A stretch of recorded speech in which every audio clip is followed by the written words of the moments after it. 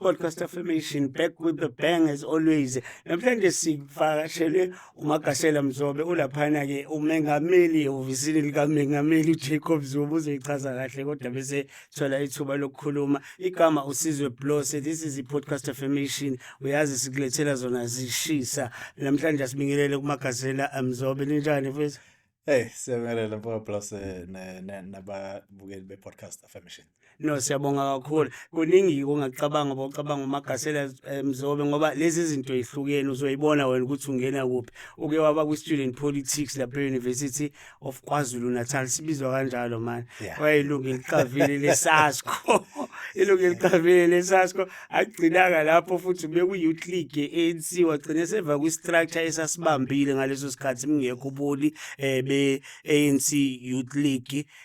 Waphinda futhi yamazi futhi esephinde iqhubekela laphana kumngini eba uchairperson weboard yomngini and akagcinanga futhi lapho wangena eqenjini kancane le-EFF lakhona futhi akahlalanga wadlulela phambili waya laphana kwi-MK njengabe seva laphana ehhovisini likaMengameli uJacob Zuma njengamanje. So sizokhuluma naye ngeinto eziningi uzosithatha sibeke nangenhlangano as a whole ukuthi sekuphi manje sibonile emavikini or ezinyangeni ezidlule bekhetha ubuholi baba ngazi lobu buholi noma bu-interim noma sebuhleli Magasela.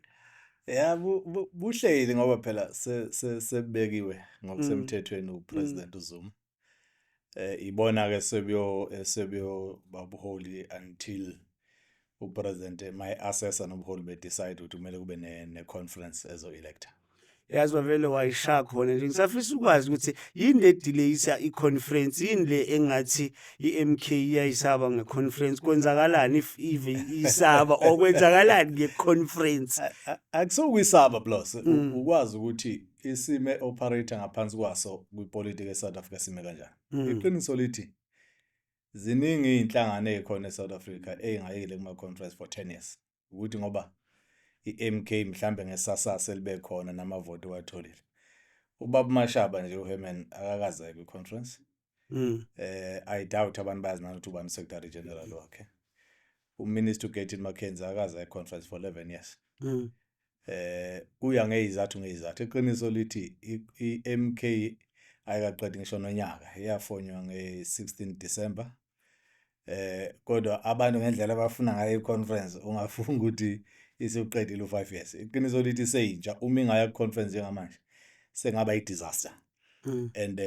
And isingalidele ekuthenini ithole iya kwi-conference ijaha ngoba ithi ifuna ukuresponda kubantu abafuna i-conference.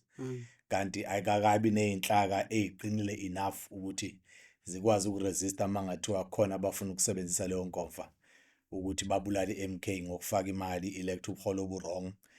Siyalazi iqiniso ukuthi ngisho nala isiphuma khona kagogo i-conference iyawineka ngemali. Now inezithe eziningi i-MK ngendlela ezophazamisa ngayo i-status quo. Uma ingahle yenza iphutha ijaha ukuya kwi-conference ingakabi neshoyo ukuthi labantu abangaphakathi kwi-MK ingoba ngempela bakholelwe ekuthenini i-MK iyengalekelela ukusikhulula eSouth Africa noma bathunywe ukuzophazamisa. Ingakho uPresident uZuma ehleli nobuholi ukuthi no asingayixaki nge-conference njengamanje sisaqeda kwezi constitution asenze nama-structures and sothuma sesi-ready bese kuba ukuthi-ke sekuyokhetha ubuholi ekuzobe sekwaziwa ukuthi bukhethwa abantu abangathengiwe abantu abayimisele ngokukhulisa inhlangano.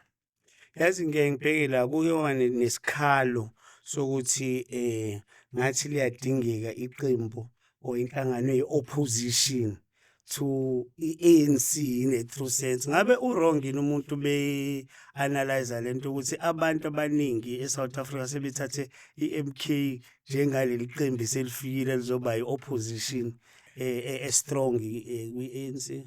Ibizo Blose thina nje sihambela izolo ubuholi bebse Limpopo.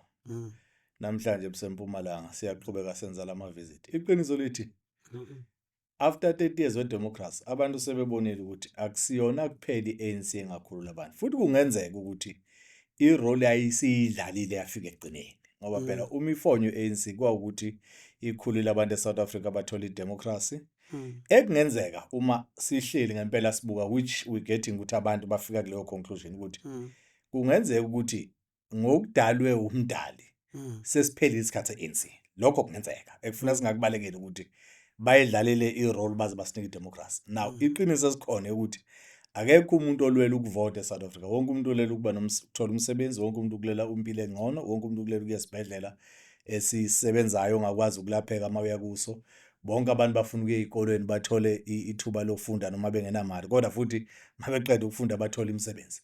Now isona struggle ngempela manje esikhona eSouth Africa ukuthi wonke umuntu uyayibuza ukuthi siyohlupheka size sibe ningi, kodwa silokhu sakhiqiza ama-diamond ungidlula wonke amazwe emhlabeni, igolide, sinamalahle, kodwa sisaviko load shedding ungathi siseko 1910 in South Africa.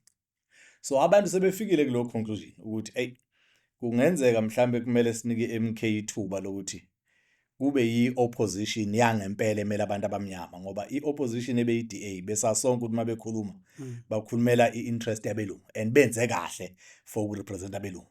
Abantu sebeyathi-ke mhlawumbe siyayidinga i-opposition as strong as nobufakazi bokuthi uma ikhulumela abantu abamnyama and ayizukuthengisa ukuze i-ANC uma iphuma kwipower kube khona i-organization abantu abangayithemba yabantu abamnyama ezothatha over. Don't you think ukuthi leyo opposition ibikhona kodwa angazi ukuthi bekwenzakalani in a form of EFF? Look, i-EFF sibala njengabanye babantu abalwela abantu abamnyama, iqiniso lelo. Kodwa uzobona ngokwama-election result ukuthi i-MK abantu ababukeka befuna ukuyibeka phezulu ukuthi kube yiyo eba i-opposition. Kungabalwa izathu eziningi leso ukuthi ngisho ubuka i-membership ayifani i-membership. I-EFF ikhula ngabantu abasebasha sebabancane ekungenzeka ukuthi abantu eSouth Africa mabevota abakayithembi kahle i-youth. Instead bakholela ukuthi mhlamba simixha abadala nabancane okuyikona okwenzakalayo ku-MK. Kodwa akusiyo inhlangano i-EFF esiyibona njengenhlangano ethengisayo, njengenhlangano eyingozi kubantu abamnyama. Siyibona njengabantu ekumele sibambisane nabo ekunikeni abantu abamnyama impilo engcono. Kodwa ngokwama-election result abantu babukeka bethi bafuna ukuthemba i-MK ukuthi ilide amanye ama-parties amancane, ngoba phakathi kwezinto esiyishoyo ukuthi akube khona ukubambana phakathi kwama-political parties amancane. Mhlawumbe in future sesingaba into eyodwa ubani owaziyo, kodwa njengamanje asingabi nokulwa ngoba ayikho into ongathi ulisela i-EFF masikhuluma iqiniso. Ayikho into abangathi basilisela yona. Obviously sizobanga ukuthi mhlawumbe abanye baya ngapha abanye baya ngapha, kodwa ngokulwela izinto zabantu abamnyama asinaso izathu nesincane ukuyithola sihlobana ne-EFF. Ngala kwe-ANC siphi isizathu? Look, u-30 years ku-democracy, it's ngenhlanhla azikaze sizele silale kulokuthi singaboni. Siyabona phela ukuthi i-ANC ithola ubungozi bokuthi igcine ubuholi bayidominator abantu abanothando lwesimanga labelungu. And ingakho kubelula ukuthi ngisho bethola u-40% kunokuthi baphaphame ukuthi ingathi abantu bakithi abekho happy ngendlela esenza ngayo, bathatha abelungu bashada nabo, ukutshengisa kona ukuthi asilenzanga iphutha masithi le ANC akusasiyo le bonke abantu ababeyijoyina nathi sasijoyinile, ile engabutholi engenawo amahloni nokusebenza nabelungu bekhona abantu abamnyama engasebenza nabo. Hayi ukuthi bebe responda kwi-situation ebivelile. Blose, i-situation evelile ithi une-EFF, une-MK, unenqwaba yamanyamnyama ongasebenza nayo. Yini ukhethe i-DA? Ngoba akusukuthi ukhetha la ngokuthi lokho i-DA imela i-interest yabelungu eSouth Africa. Ayikufihli lokho, sinofakazi balokho. I-MK imela abantu abamnyama, i-EFF imela abantu abamnyama. Usho ukuthi bekunzima ngalendlela ukuthi awukwazi ukubambana nabantu bakini ukuze nithathe izimfuno zabo zephambili, ngoba ubani bekuthiwa bekuyi-ANC, MK ne-EFF wa almost 2/3 majority. So zonke lezinto sonke esikhala ngazo beyingalunga much faster than usebenza ne-DA, ngoba i-DA ayifuni i-affirmative action. I-affirmative action yokuthi abantu abamnyama bathola amathuba bengatholile before.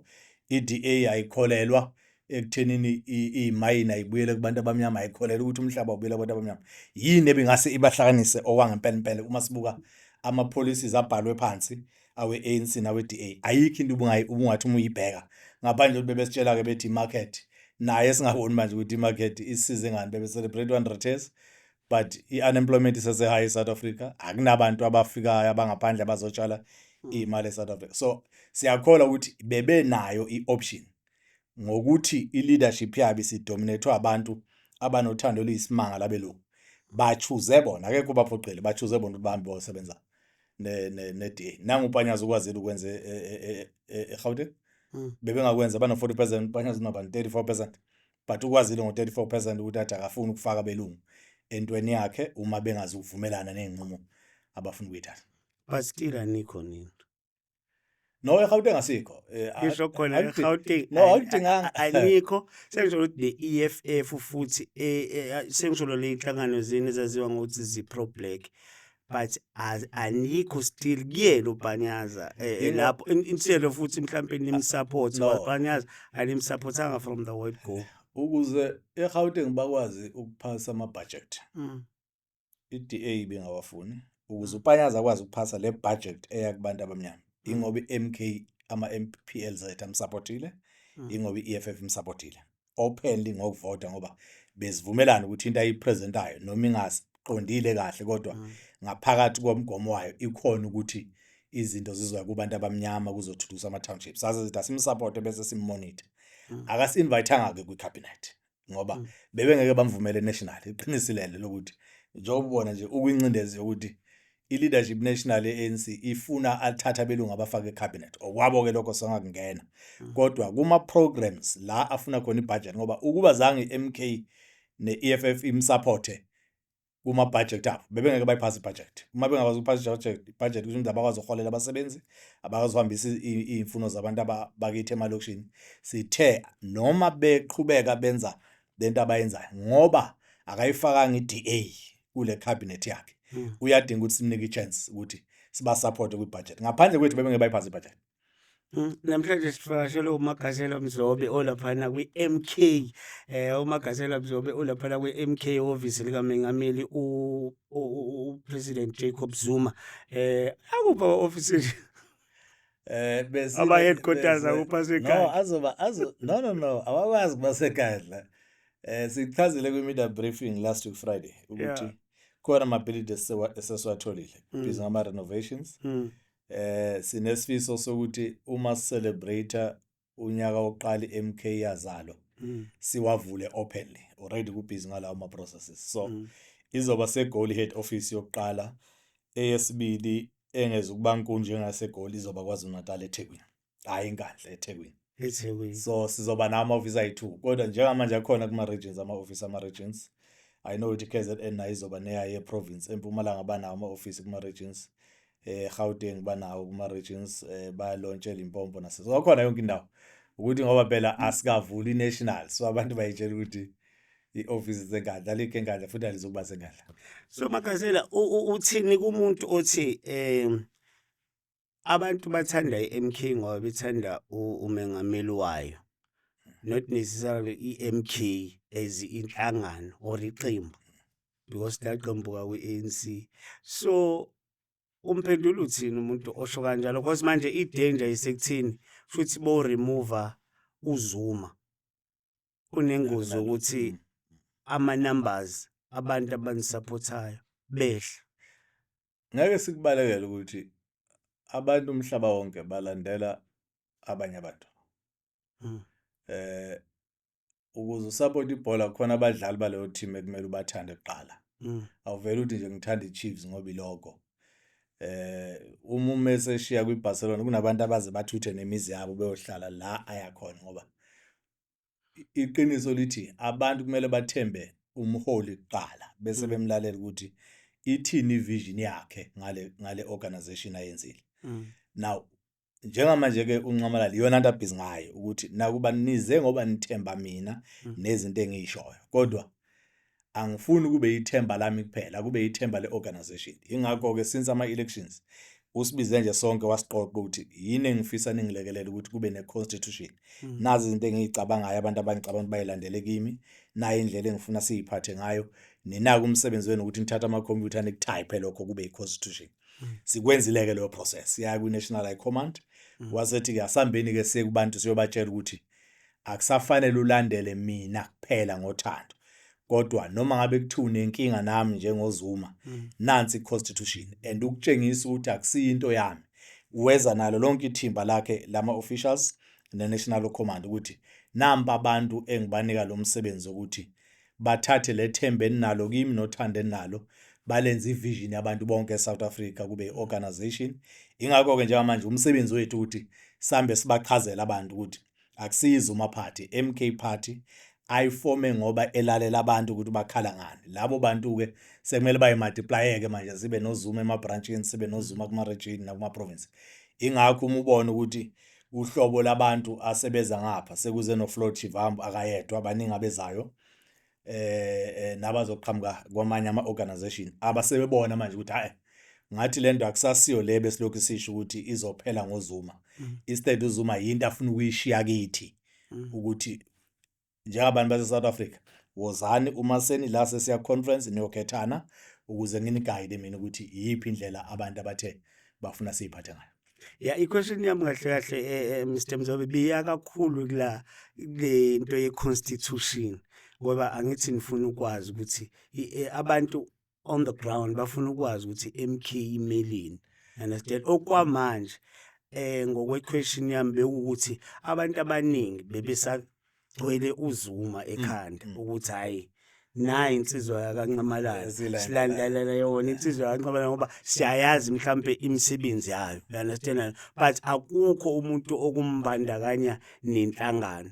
Uyabona mhlambe bengenza example bozoya lapha kwi-EFF izokutshela ukuthi imelini 7 cardinal pillars yawo uzoba clear ukuthi as much as ekhona umholi wayo uMalema omthandayo mhlawumbe yabona but nazi izinto ababezothi laba bengena into power sibone idiliveka mhlawumbe bonganginikeza u5 nje ze MK ukuthi le constitution benihlangene ne-national high command nigcine nivumelana ngazo.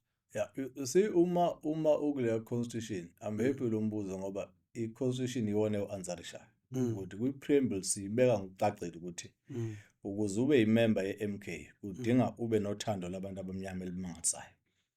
Kucompulsory ukuthi uma ubona umuntu omnyama ufuna kube ngathi uyibona wena ukuze ukwazi ukoperate ngoba uma ula kithi iyona ndlela kuphela ezokwenza ukwazi ukuthi uhlale futhi uhlale isikhathi eside ngoba wonke ama programs esiba nawo aya toward ukukhulula umuntu omnyama, whether simkhulula ngokwe culture, whether simkhuluma ngokwe education, whether simkhulula ngokomnotho, whether simkhulula ngobuntu bakhe. So ini push black nationalism si pan Africanism si very clear ukuthi ufuna uqala uyithande wena. Ingakho part of ama values ethu ubuntu ukuthi ufungenabo ubuntu ngeke ukwazi ukusurvive la. Kodwa okubaleke kakhulu kunakho konke esifuna ukugcizelela ufuna ubathanda abantu abamnyama ungazenzisi ngoba uma sike sakuthola ukuthi awukho sure ngothando lakho labantu abamnyama angeke sikwazi ukugcina isikhathi eside ngoba yonke iprogram esoyenza after constitution sezivumelene ukuthi kuzoba nama policy discussion document azokhuluma ngayo yonke aspect elife ukuthi sizothini kwi-art and culture, sithini kwi-technology, sithini kwi-education, sithini kwi-international relations, sithini kwi-energy, sithini kwi-electricity. Yonke lama document ayeza okwamanje ebethe unqamalala ake kwenzeke i-document ezotshela abantu ukuthi yini esifuna ukuyenza eSouth Africa and part izinto esifuna ukuzenza ukubuyisa isidima somuntu omnyama, ukubeka i-role yamakhosi ize ingene ku-constitution ngoba abantu bakithi abaningi abamnyama basakholelwa ubuholi bendabuko okuyibona okwaqala ukulwa namabhunu eSouth Africa before kube ngishona neyodwa political party in South Africa. Sithi kuba abakholelwa ukuthi i-leadership yethu esifunayo i-leadership ezinzile kuma communities awo. Asifuna i-leadership ekuthiwa kuma communities ayaziwa kodwa ifuna ukuphatha uMK. Sifuna i-leadership enokuthembeka emphakathini wakithi ukuze umnikeze we-responsibility ungatholakala ukuthi wena njengekhansela usunkulunkulu othize manje ewadini kunokuthi uservice abantu bakithi. So iyona anti constitution ezama ukuyisummarize ukuthi siyichaze singobani. Sikwi process ke njengamanje ukuthi ibe ku website ikhona ku website sizobe sambela njengoba sambela ifamily yaka podcast Affirmation ukuchaza ukuthi akusasiyo manje into esingabazayo ukuthi yini esifuna ukuyenza. Nansi into esifuna ukuyenza sicela abantu on a base of that basondele kuMK. Asingakhohlwa ukuthi namhlanje u-chairman we-Kaizer Chiefs ucelebrate i-birthday yakhe i-30th because i-Chiefs iqembu elikhulu elibalulekile futhi esingakusho singananazo singadlulisi ngalokho. Podcast Affirmation ungakhohlwa ukusilandela ey'nkundleni zethu zokuxhumana kwi-Facebook page Mzolo la esilandelwa khona u-2.7 million wabantu bangasilandela nakhona because that's where we update ama-news as and when they happen. Njengamanje njenguney'tori ey'ngenayo uya-understand ukuthi kuphinde kwashona omunye umuntu laphana kulo mgwaqo omkhulu uthela wayeka obheke ngakompangeni lapha ngasemandeni. Uzokhumbula ukuthi not so long ago kushone ngizothi abafana abancane nje bebehamba ngemoto bashonile nabo kile siphithwe sengozi yenzeke last week. Izinto lezi siyi-update-ayo laphana kwi-podcast Affirmation. Ukudlula emhlabeni futhi Titus Itombo wena naye udlulile emhlabeni siya-update ngaloko uzwile ukuthi uyafihlwa this coming weekend, especially kulaba abasibuka kwi-TikTok. So into ey'kanjalo ezenzakalayo ungakhohlwa ukusilandela kwi-YouTube le ngxoxo esinayo noMagasela Mzobe izophuma soon and very soon, but sokwenza isiqiniseko sokuthi Magasela siyawenza ama-snippets la ukusabalalisa i-information ne-poster yakho bese izophuma siyisabalalise. Wena usuyosiza ngokuyifaka nasemagruphini MK asekhona amagroup MK nokho social media asikwazi uya-interacting. Uthini kodwa bo-advise umsholozi nje ngicabanga ukuthi ngiyazi ukuthi awu-act njenge-advisor but ube ulawula ihhovisi lakhe. I think umsholozi u-well versed nge-knowledge nje politically neto nje zempilo nangokwe-age, understand. Uqala kuthini bothi ngifuna ukubonisana naye ngoba le question engiyibuzayo ibheke ekutheni akagcini yini kube sengathi useyi-dictator automatically because nani nizosaba ukumchallenge ngenxa ye-experience anayo.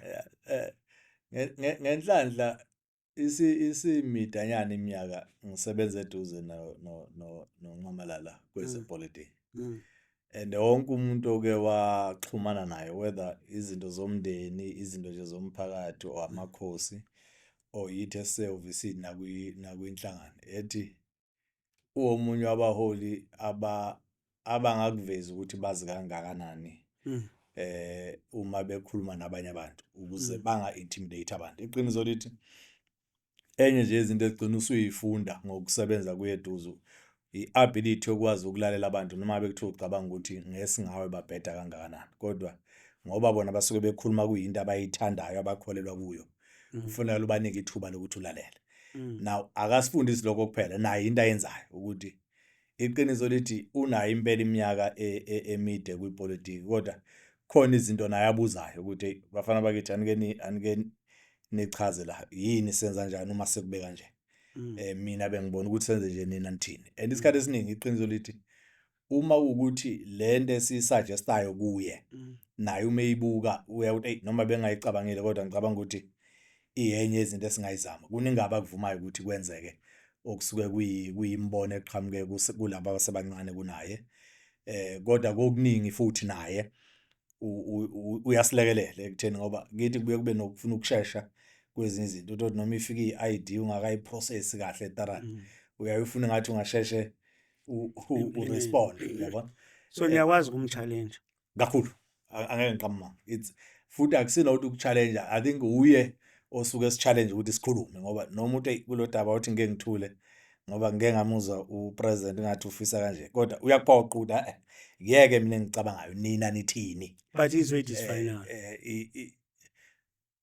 I've seen many things eyithathiwe inqumo bengayisupport. Is that it ngokwehlobo lelidayilo uma sesithathiwe isinqumo naye uyasowna ngoba enye izinto iconstitution eyishoyo ukuthi asixoxeni isixoxa noma bekuthuba ucabanga ukuthini, kodwa uma sesivumelene ukuthi hayi madoda iyona ndlela esifuna sihambe ngayo, ikhathi eziningi sengimbonile ukuthi uyakwazi uku-accepta lokho ukuthi hey noma kuthiwa bengafuni mhlawumbe kodwa mase implement aphinda kubuza hey mfana kithi lento esivumelana ngayo meeting khona indlela ebengiyibona ngayo futhi iyo ngempela. Kokuningi uthola ukuthi ngempela i-meeting ibe right, kokunye uthola ukuthi hey the old man bese kusebenza i-wisdom ibe right la sesophinde sibuyele sithi hey present la. I think meeting sicabanga ukuthi asiphinde siyibuke le decision. Akukho la uma debate wakhona athi thulani yimi ngithi So it's not true which is a supreme leader. iqiniso lithi bonke abamaziyo bazi not true. Ngisho abakwi opposition they know it's not true because basebenze nayo iminyaka, they know it's not true. Instead ungagcina accuse ngokuthi uvumela too much democracy. Sometimes la kumele ngabe uthi lokho ngeke senzeka akuvumele egcina sengathi kuba ne chaos anyana. Akusiko, there's no way uPresident Zuma, I've said in all the meetings at least since I arrived, whether ama officials, whether abantu abasuke bezokhuluma naye, whether i-national command, there is no way where every item uphakamisa isandla khuluma. In most of the items usuke thula. In most of the items usuke to a point ukuthi uyakwazi ukuyishiya i-meeting attend ezinye izinto ezipressayo ngoba akapheniki ukuthi uma ngekho mina ngizwa liphikiswa kuzothiwa. Iqiniso lithi wonke bayazi, ingakho noma bangakhuluma bengaphandle bethu iqiniso bayalazi abake basebenza naye ukuthi akekho umuntu ovumela ama views amaningi njengonqamalala uma kukhulunywa ipolitics. Balazi le iqiniso. And ingakho sometimes mabelisho we know ukuthi why bekusho create ukuthi now ngaphandle kwaZuma yiki MK or uZuma akaphikiswa. Ngithi akekho noyedwa instead ungagcina si-accusana thina sodwa ukuthi unobhala kalaleli or organizer kalaleli. Akekho ku MK onga-accuser uPresident uZuma ukuthi akalaleli. I think ulalela undlula wonke umuntu. So Magasela, it's not true ukuthi uZuma bamzama kaningi ukumthola kunale catastrophe le ebikhona yokuthi akuye kuphela manje phambili abanye bathola 40%, abanye banama results abo nawo but ongathi bowahlanganisa enze le block lo kade ukhuluma ngayo mhlawumbe ezothi ANC, EFF, MK, something like that. But bakhala abanye bathi hey lapha vele kuthiwe ulokhuzana umsholoza akatholakali, mhlawumbe umsholozi uyilalele and all that stuff. Mhlawumbe bathi leyo nto inike it gave birth to the situation ekhona la KZN as we speak. Mhlawumbe siqale ngaya national. Kwakuse TV unathi Nhleko national chairperson we-MK uye wayese-activate to lead ama negotiations. Now abakwazi ukuthi abakaze bamthola iqiniso lela lokuthi akekho ngathi national basebe decidile ukuthi bafuna ukusebenza ne-DA. Asike sithi abayitholanga MK ne-EFF bengayithola. It's not true. I-decision ayisithathiwe i-DA ibisho openly ukuthi kulo government ayifuni MK, ayifuni EFF. Now awukwazi ukuthi uPresident Zuma umtholi when unaye i-leadership ise-TV ithi yide esendisha ama negotiations. Now ufuna Zuma umfunelani ngoba phela usenitshelile ukuthi namba abantu abayindisha ama negotiations. But I'm sorry to interject, but kunama situations njengoba uthinta ne-EFF uthola ukuthi bexoxa ama negotiations are about to give and take, my understanding, but it becomes difficult bo negotiator in bad faith. How so? Ozothi awumfuni, I can talk to you but angimdingi uMagasela. Understand? Akangangeni uMagasela kulama negotiations. Understand alone. Nina uMagasela is the leader njalo yeqembu elithize. Kodwa akafunakala ukuthi abe ingxenye yalento. Awu negotiating in bad faith. I'm just checking. Blose. Ngenhlanhla bonke abantu ababehlala kuleyo meetings basaphila namanje. Akekho zothi i-MK yathi khiphani uRamaphosa or nothing. Asike sithi bakholela ukuthi kwashiwo national. Kwathi wane kwaZulu-Natal. Kwathi ubani kumele lapho. Ngifuna ukutshela ukuthi bangakhanda lento abafuna ukuyikhanda. IKwaZulu-Natal i-MK ithole 45%. I-ANC national ithole 40%. I-ANC eGauteng is almost 35%. I-ANC eNorthern Cape is 49%. Now, in any democracy emhlabeni, i-MK kufana ngabe iphethe KwaZulu-Natal. Yes. Ngoba yiyo eno 45%. Kusho ukuthi yiye kumele enkatheni ithi sifuna ukuni-invite umisho njalo Yeah. iye ANC ithi ifuna neshobe ngeke ithi ifuna uku-invite i-DA ngeke si-invite nakancane i-DA entweni ethinta uhulumeni ngoba bamela into ngcono yonkatha noma uphikisana nabo bebuye bakontrola belungu kodwa i-constituent yabo abantu abamnyama okuyibona esithi thina njenge-MK abahlangana babe into eyodwa. Now umthakatho ongcono ongathi hey lona wakithi sizomgada. Now i-DA ukuthatha inkunzi yomthakathi uyifaka emsamo wakini umuke wayithatha wathi osebenza nayo ngoba i-cabinet ila abantu abamnyama abane-political power yokushintsha izinto eSouth Africa. Iyona kuphela ipower esinayo. I-JSE yasinayo ipower. Amamayini asinayo ipower. La abantu abamnyama abangakwazi the day befuna ukushintsha eSouth Africa bazosebenzisa iparliament ila esiyi-majority abantu abamnyama kusebenziswa i-cabinet. Now into esikhala ngayo ethi umuntu omnyama uyawazi ukubaleka komsamo. I-cabinet imsamo yabantu abamnyama la ekumele bahlale khona ukuthi sicela ke manje ukuthi kubuyiswa amamayini sihambe ke siye eparliament abuyiswe sicela. Now uma uzothatha i-DA uthi ayizohlala emsamo wethu inkunzi yomthakathi wabelungu uthi abazosigada la kwagogo ngeke sikwazi ukwenza lokho. Now la KwaZulu-Natal azange kube ukuthi ubani akaphume. uHelen Zille not mina washo TV wathi bebengeke bavume KwaZulu-Natal iye to the dogs.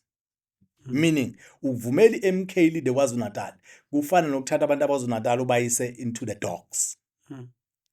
Now abantu baKwaZulu-Natal abavotile 45% and siyabazi ukuthi iningi labo abantu abamnyama bathe bafuna MK kodwa asike sithi abayinikanga 51% kodwa ngokwe-democracy all over the world wena ono 45% invite abanye ngoba abantu baKwaZulu-Natal bathe bacela iMK kube yiyo eleader uhulumeni.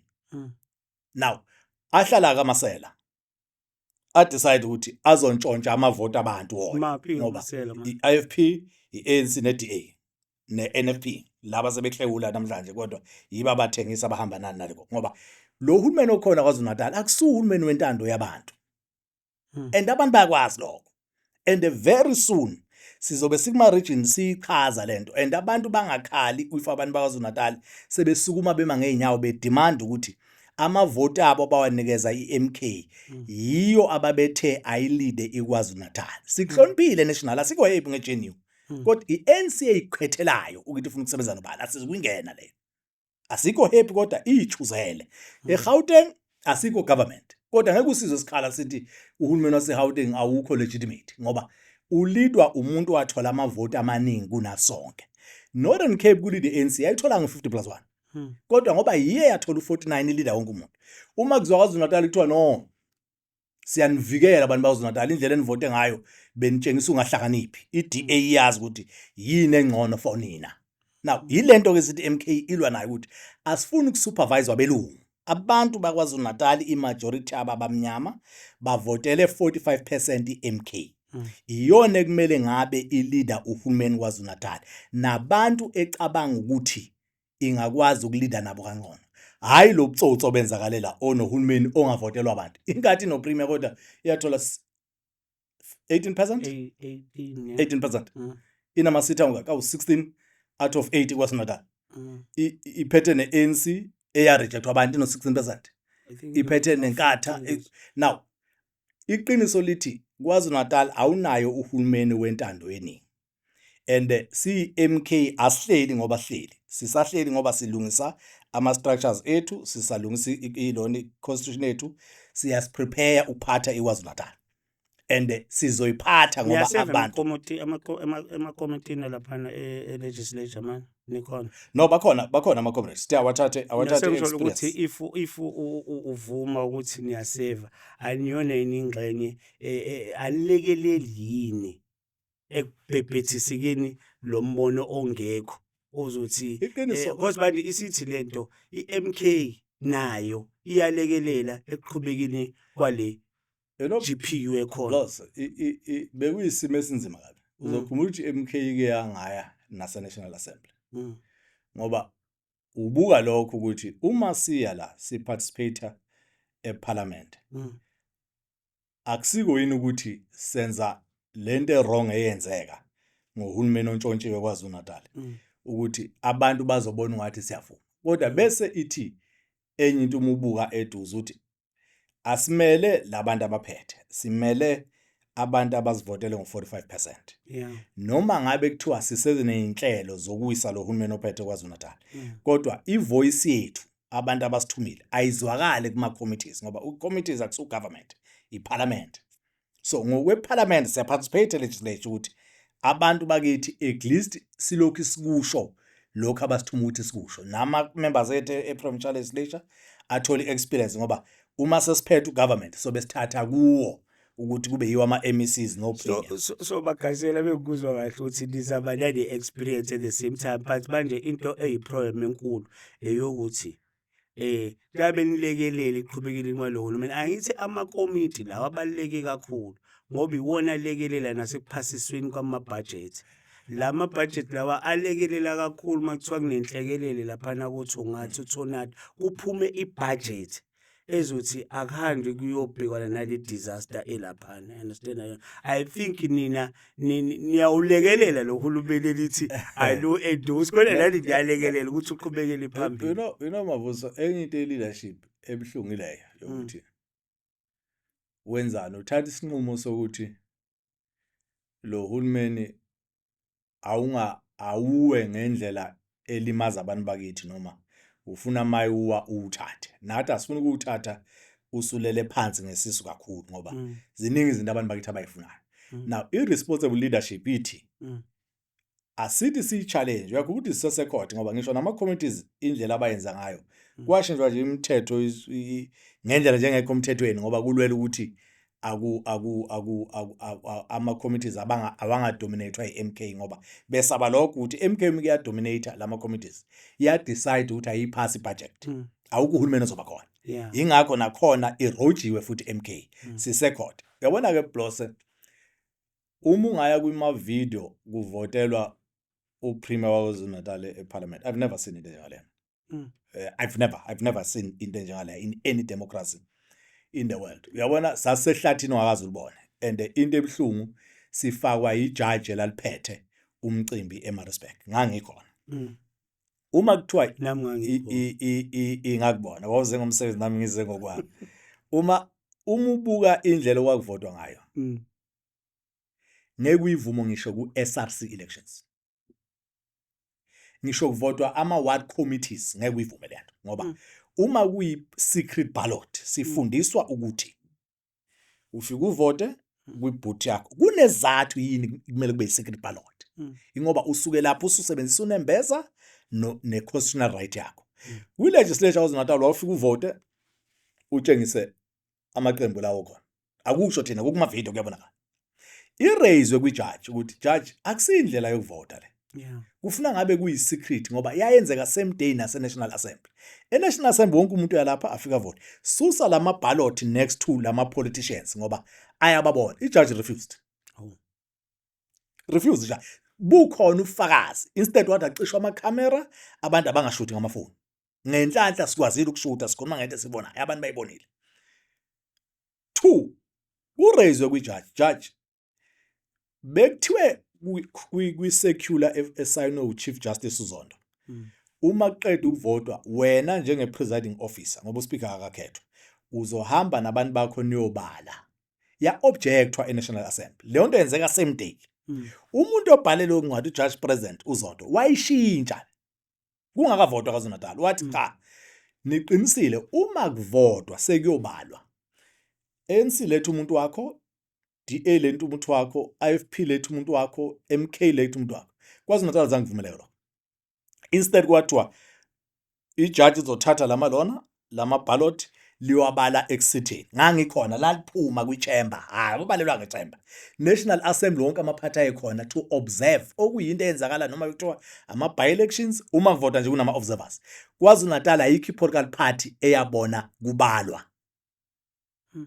Kwabala ujaji nabantu bakhe wabuya wathi umthetho yena ngeke awushintshe ngoba into atshelwe yona akusiyo le. Sithi kuye yini ungaphumi uthatha i-call ufonele i-office kaZondo ngoba thina siyabuka and siyaxhumana nabantu baseParliament. STV here National Assembly vote. Kwahamba kuyovotwa nge-secret wonke ama-political parties ayekhona observe. Angizwa. ikhona inyathelo nalithatha lijaji because I believe lento laliyenza if naye ibona kunane proof And- ya illegal. And lento engisho ngithi akekho ongayiphikisa ngoba wonke umuntu owayelapha wazi kahle ukuthi kwakufike kuvotwe kutshengiswa inkatha kutshengiswa iANC igade amalunga e-legislature okuyinto engeke emthethweni leyo ngoba it's either i-open voting la wonke umuntu abrodayo kubonakala Ngisho ukuthena Mr Mzobe le nakwazi judge ukuthi le nilithathele judge inyathelo zomthetho. sa complain now i-leader kulento esikhuluma ngayo yokuthi once waba ne-judiciary enamandla ungidlula abantu abakhethwa abantu emphakathini uthola le abuse ngoba abantu abakhethwa umphakathi bakwi-legislature endlini yabo yomsebenzi batshela ijaji ukuthi le ndlela ekuvotwa ngayo ayikho emthethweni ijaji ngoba akekho ongalitshela eSouth Africa uma selikhulumile i-decision yile nto ezithi-ke once saphatha thina sizoyishintsha iparliament elikhethwa abantu elikwaziyo ukuphuma after 5 years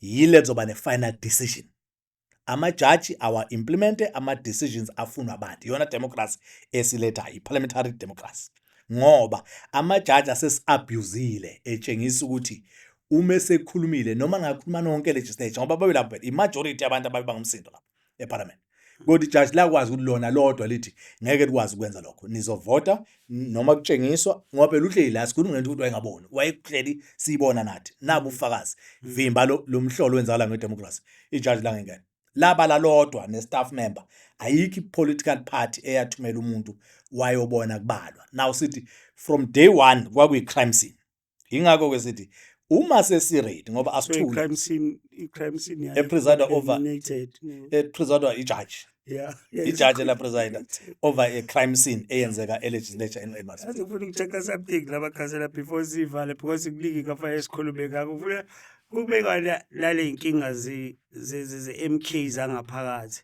le ukuthi silale namhlanje or mhlawumbe later usukwini uthola ukuthi usesusiwe unobhala akasaziwe unobhala izinto ezikanjalo ngikhumbula ukuthi nike nathatha ilokhuzana futhi ni protester against indaba zama results ama elections nabuye nashaya u10 wangathi niyahoxa yabona kwana nama members inu engathi akogcotshwa lapha ngendlela engafanele understand that kodwa kubuka sengathi uhlelo lonke selibuyele emgqeni newe ngifuna nje ukucheck ukuthi isimo still status quo manje se-MK regarding ke lama politics angaphakathi understand and because nginama concern wena Mr Mzobe ukuthi kunama cliques athize khona abantu abavimbayo mhlambe nawe you are one of them abavimba abantu abafuna ukuhlangana futhi futhi you are one of them yabo because ulapha uyethi office likaMengameli liyablocka ukuthi abantu babithe uMengameli. I think one guy nje ovamise ukushaya indlela ubani Bonkosi Khanyile raise that thing kwakhona amanye ama members enu athi azobona ubaba egood but apparently ended up not seeing ubaba sengisho izinto ezikanjalo seyizamekile ukuthi because nanithanda abantu abamnyama labo basuke becomplain ufuna ukuharmonize the two no ukufonywa kwe-MK you see i-disadvantage ebenayo ukuthi azange ifonywe ibe nama-structures ne-leadership besiya kuma-elections ifonywe 16 December kwaba yi-campaign altogether now umuntu ojoin i-MK ngaleso sikhathi then ujwayela ukuthi because kwi-campaign ungena uphume kunqamalala uyocela lokho isicelo ukwenza irally nana now bagcina ama-comrade ecabanga ukuthi iyona ndlela yokwenza izinto in any organization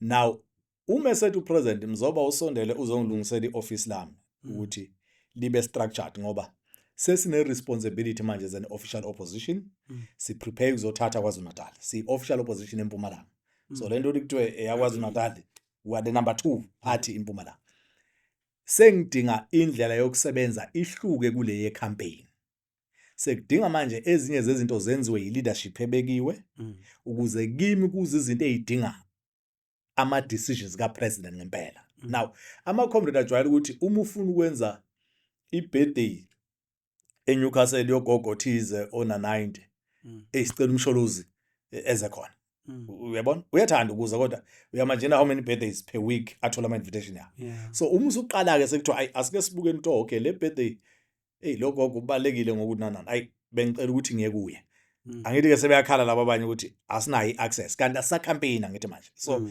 akasakwazi ukuba semgaqweni Monday to Sunday sekumele aphinde ahlale officeini adile nepolitical program kunama organization angaphandle afuna ukubona upresident now sesikwisimo sokuthi sekumele uma uBlose ethi ufuna ukuzobona upresident siqhathanise nomuntu obuya somewhere in Africa ocela ukubona upresident ohleli la for 4 days sekumele senze bona priority sekumele kunabantu eParliament abafuna ukwazi ukuthi kumuve kanjani naturally ke indlela iorganization erunwa ngayo iya ngokuya ishintsha and esicelayo uma comrade ukuthi our understand ukuthi sometimes lezi zinto enifuna zenzeke unobhalo ngazenza akudinga ubona upresident ezinye idinga utreasurer akudinga ubona upresident and ingakho noNxamalala uyacela kubuholi bayo uMK ukuthi ababe accessible kubantu ukuze lezi zinto eziningi abantu abakhala abafuna ukumbonela zona zisolveke ngaphandle kokuthi baze bafike enkandla ingakho nje maduze sobe sibeka iprovince kwaZulu-Natal sibeka ama region ukuze ngoba ngiyahlala kulama meetings mabe zobona upresident ubone ngempela ukuthi umuntu uspende imali yakhe ezenkandla kanti idecision ayifunayo ucela ukusizwa ngogesi la ahlala khona nawo akusu president balethe izinto ezinjengalezo hayi ngoba zingabalekile kodwa sizama ukubeka ama structures manje ukuthi ezinye ayisolveke ngaphandle ukuthi ufike uma uyihalela uzobona upresident efree usungeze uzombona abanye balabo bakhalayo ukuthi abanayo access akusiqinise ngoba ayipheli inyanga bengashuthile no president kuma events nana ngiyayibona and mhlawumbe into engiyaye ngiyibone if unama structures are solid kanjalo uqinisile kuyasave because instead of moving from Durban to inkandla ungayisotha out ne leadership yaseThekwini leyo kuvikeka ingozi yabona I think ukuthi nike naba nengozi ethize nje ehlasimulisa umzimba uyithola usenkandla umuntu elethe inkinga okuyinkinga kuye ngempela ebalekile kodwa uzocela ukuthi ingane yakhe isizwe ingene kwi high school yangakubo ibalekile lonke inkinga vele MK kumele idele nayo kodwa uma unama structures akudingi lo mama abantu azaqhashe imoto ezomfuna u2000 adrive ezenkandla ezocela upresident ukuthi nginenkinga yengane yami ayifuna ungena esikoleni ngoba upresident azoyenza ukuthi Mzobe awuthathe lo daba awufonele izinsizwa zethu ezikulawo ma branch ingakho nathi sikwi pressure manje ukuthi awabe khona ama structures so that umuntu nomuntu ofuna usizo ifirst point yakhe uma engamazi ukuthi uhlala lapho uhlalo akani mase edorobheni erank awokha eoffice le MK ngoba sithi abawenza ama office abe la abantu bakithi abatholakala khona ngako rank uma kuhluleka lapho usungeza ke ku president akekho uvinjiwe kodwa silwela ukuthi upresident akangabi nama meetings awu 100 per day and izinto ngempela abantu bakithi othola ukuthi baze bacela ukulala khona enkandla ngoba akanayo nemali ukubuyela emuva yabona umuntu ufika abeka inkinga ku president mayiqede ngicela imali ukubuyela emuva and umubutha azi umuntu wakithi le mali ayitholayo bengathenga ngayo ukudla kodwa use travel 600 kilometers usuka ko northwest ingakho ke sithi i leadership ezobekwa iMK njengamanje kuumthetho we MK party ukuthi ayibe accessible kubantu bakithi ayizazi idingo nezimfuno zabantu bakithi la ehlala khona ukuze bangatravel beze ku president bezofuna usizo ekumele ngabe leadership yethu siya understand bingakabikho i leadership sisazama ukubeka ama structures kodwa once awabeka sizobacela abantu bakithi ukuthi izinto eziningi abayise kwi leadership sicele ne leadership ukuthi nayo ayiresponde kahle kubantu ukuze abantu bangafikelwa umuzwa wokuthi bangalaleleka kangcono ku president osikudipaka no ikhona iyona into elimaza ama organization amaningi ukuthi umuntu ungene ikhansela ethumekaziwa athi angangena usehlezi nje phethe imqulu angayifundi nokuyifunda hayi sibhizi sikwi council meeting uyabona leadership iyona into esithi uma ku MK kuvumela ukuthi uzobehave ngendlela obubehave ngayo ehambisana nenqumo mgono yabantu ye MK nendlela abantu ekumele baphathwe ngayo. No Magasela sibonga kakhulu ukuthi uzivakashele namhlanje kodwa kunama hot takes nje sifuna kodwa kuningi besafanele sikhulume lawo njengabe ngisho ukuthi lezi zinto zo enasha khona i-U10 abantu bazothi niya challenge indaba ye-outcome yama elections but no it's fine ukuthi bengifuna ukuthi icaciseke nje understand namanye ama members akathatha i-organization into court understand I think la enphuma khona bekuthiwa bowuthatha usethe organization wayise court usuyidefine outside and then ngifuna sicheck futhi nendaba ye-dual membership ngeke ngabona uFloyd engathi uzama ukuyichaza kodwa uwa besinesikhathi bengizothanda ukuthi siqaqishe ukuthi ngoba ayisekho ku-president kuphela ngendlela, correct me if I'm wrong, usethi kunamakhansela ey'nhlangano ey'thize alindele i-period ethize and then labo bantu bane-dual membership in a way bekithi mhlawumbe ngisafuna ukuthi uyichaze manje lezi iy'nsizwa ziyangixina ngesikhathi kuningi mhlawumbe kusafanele sisenze futhi esinye esizokhuluma nawe sizwe nokuthi because wena ngicabanga ukuthi uhlela useduze ne-president nangesimo sempilo kodwa siyambona upresident edlala iy'kuta kushuthi usayibambile kodwa mabe ngambona ivictory uyakhula kodwa mabebona dance akazi esedlala ley'kuta sibone futhi ukuthi hayi umqemane upresident because phela kubalulekile ukuthi ngaso sonke isikhathi sazi ngoba leyo nto i-create ungabazani ukuthi awu upresident uyagula and all the stuff fanele noma unowe-country if egula kuyasabeka ngoba nerandi liyehla and all that stuff but ngifuna si-check ama-hot takes Magasela with i-hope yokuthi usazobuya uzivakashela. No, ngizobuya Uma usulungiselana no-president as well ukuthi sihlale naye phansi sike sixoxe nezinye zezinto ngoba ikhona sifuna ukuzazi Magasela kwe-president ukuthi hey wahluleka kuphi ukuthi ezinye ayi-implement lezi afisa ukuyi-implementa manje sewu-president for 9 years.